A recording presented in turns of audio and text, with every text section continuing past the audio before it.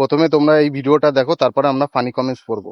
বাবাই কি হয়েছে বাবাই? তোমার নাকি বলে পুজোতে অনেকগুলো ড্রেস হয়েছে। হ্যাঁ, অনেক ড্রেস হয়ে গেছে। গাইস জানো ওর পুজোতে মানে ষষ্ঠী থেকে ষষ্ঠী, সপ্তমী, অষ্টমী, নবমী, দশমী সব হয়ে গেছে। হয়ে গেছে, আর বাকি আছে। পেরিয়ে গেছে গাইস, পেরিয়ে গেছে ওগুলো সব সেট পেরিয়ে গেছে। এবার মা কিনে দিবে, আর কতজন কিনে দিবে।